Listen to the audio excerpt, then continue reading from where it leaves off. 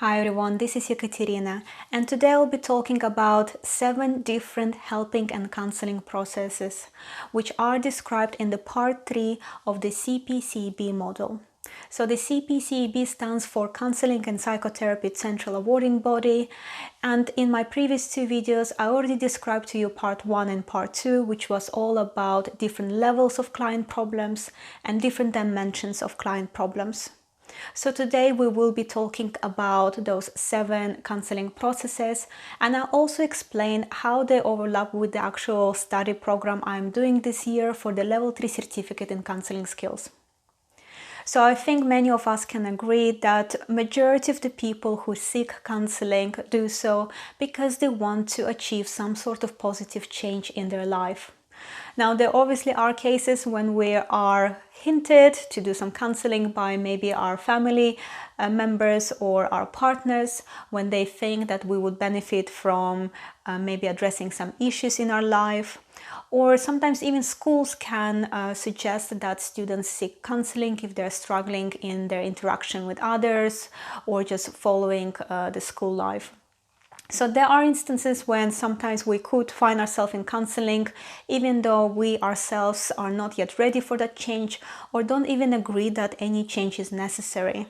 However, in majority of the cases, people do address counseling knowing that there's something obviously not going well in their life and they would like to understand why is it happening, what they can do, and just to get that balance and obviously just have a happier life.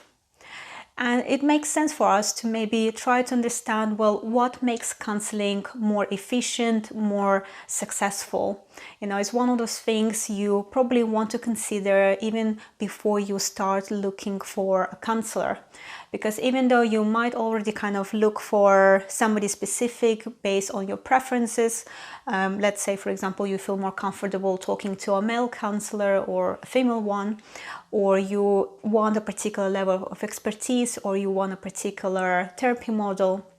However, according to CPCAB organization, who've done extensive research in the counseling field over the last 25 years, there are 5 main factors that will have an impact on how your counseling relationship will go. And the first factor is actually the client factor, because they are the main agent of the change. So when we're talking about the client factor, what we mean is that we need to consider their background, their life experiences, their culture, what sort of aims and goals they have in their mind, what they would like to achieve through counseling, what motivates them, and also how open they are to making some changes and understanding maybe that those changes might be quite difficult as well. To some extent as well, we're talking about their self-awareness, whether they can even understand the source of any issues they have in their life, or whether they come to counseling just feeling maybe a bit unsettled, but they cannot really point on anything specific that is causing them that feeling. So all of those fall under the client factor. The second factor is the counselor factor. So again, makes sense considering there are 2 people in this relationship. And when we're talking about the counselor factor, it is a bit similar to the client because we still need to consider the background of that counselor, their culture, their life experiences. No matter how much we get trained in college or in other courses, in the end of the day, counselors are still real people. They have their own thoughts, their own feelings.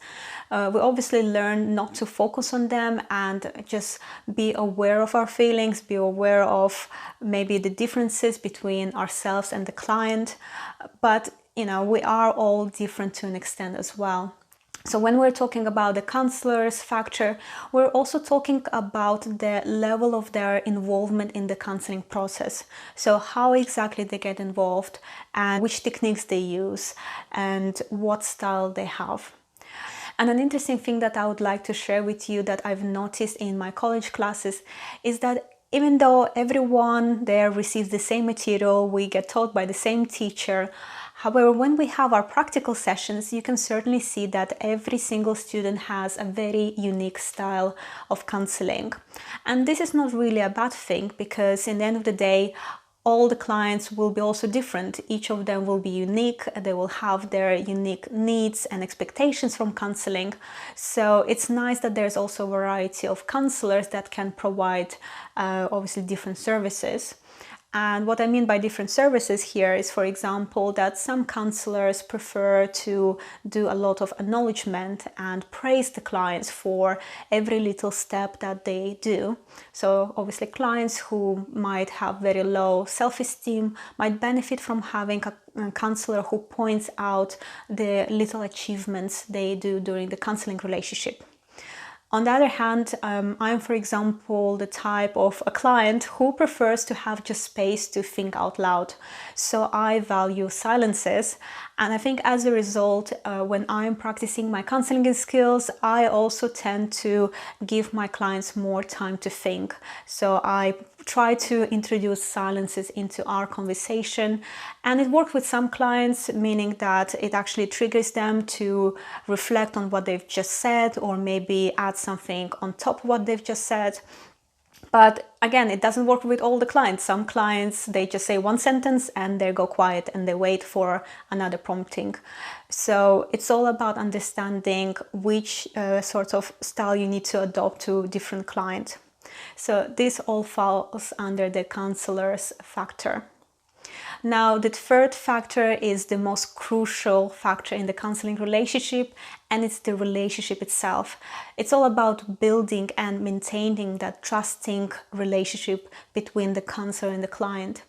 And this is also the reason why we spend so much time practicing in our college class, meaning that we learn how we need to start our relationship with the clients, considering we need to introduce the counselor contract to them, how do we talk to our client, how do we start a conversation about the issue that brought them to counseling, and finally, how do we end counseling relationship? How do we make sure that the client, when they have their last session, they feel empowered by all the skills and knowledge they acquired during the counseling sessions, as opposed to maybe sad that they lost a counselor.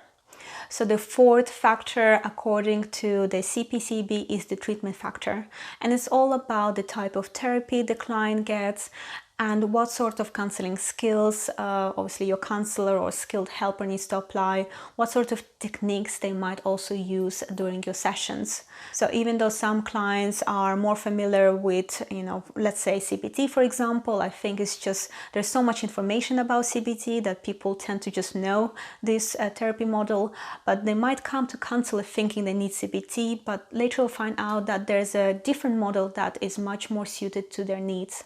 So finding out the best therapy model for that particular client will be an important factor, again, in how well the counseling relationship will go.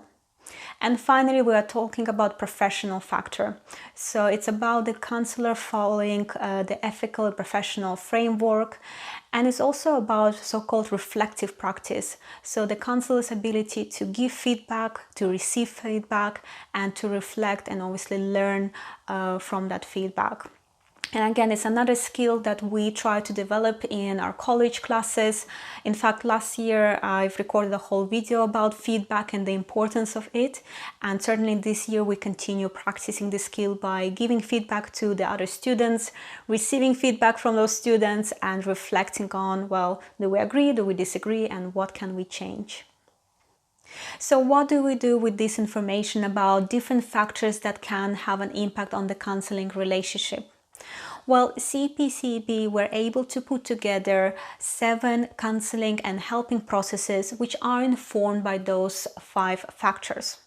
And for those who've been following my channel for a while, you might remember earlier this year I've mentioned that as a part of the Level 3 certificate in counseling skills, we need to meet 7 criteria in order to achieve that certificate. And those 7 criteria are very much interlinked with the 7 processes described by CPCB. So as we're going through the study program, we are learning more about those processes and how to apply them within counseling relationship. So what are those processes? Well, let's go again through all those 5 factors I mentioned before, and this time I'll explain which sort of processes apply to which factor. Starting with the client factor, we're talking about 2 processes.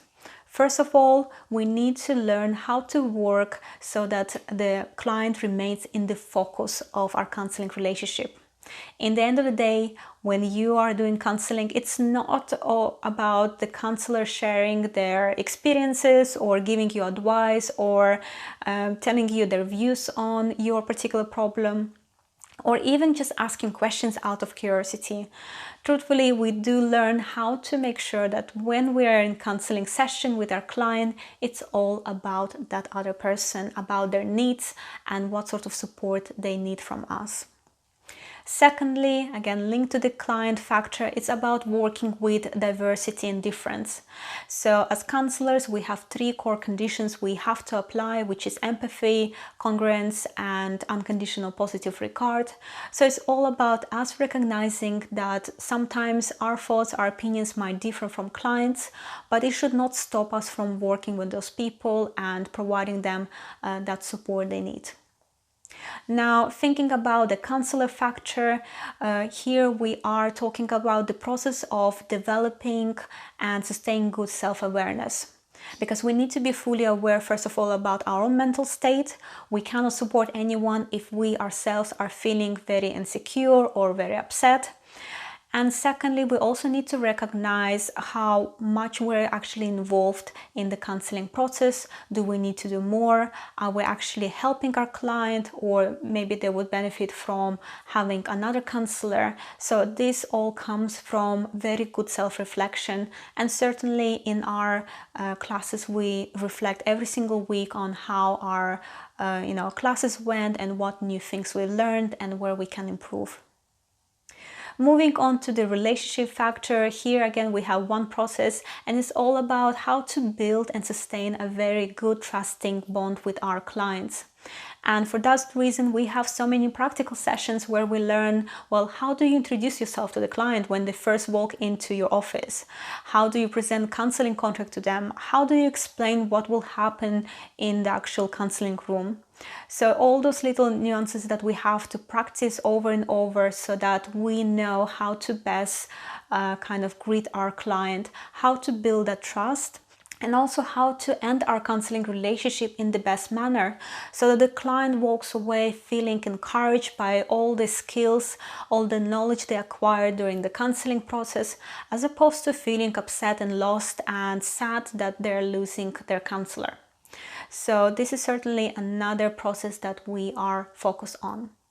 Now, looking from the treatment factor, it's all about the counselor having that background, that knowledge of different therapy models, different counseling skills, and different techniques they can apply to different client needs. And finally, talking about the professional factor, here we have 2 more processes. One of them is about learning how to work within the professional and ethical framework. In UK, counselling is not regulated. However, there's a number of organizations that in a way provide some guidance and best practices for counsellors. Previously, I mentioned BACP. I haven't yet decided which organization I would like to become a member of, but as a counsellor, once you're a member, you need to make sure that you work within, obviously, the guidance, the framework of that organization. And lastly, it's all about the reflective practice, which is about the counselor knowing how to give feedback to their client, to the other students, to their supervisor, and also how to actually receive that feedback and know what to do with it. So those are the 7 helping and counseling processes that we are encouraged to work on so that we can, again, help our clients in the best manner, help them understand how to identify problems in their lives, how to best solve them, and just make them feel more comfortable about making positive changes. So I hope you enjoyed today's video. As always, thank you very much for your attention. And next week, I'll be talking about my very first in-depth practical session. So we'll be covering the counseling contract and just generally sharing my experiences. But for now, please remember to take good care of yourself, and I'll see you soon. Bye-bye.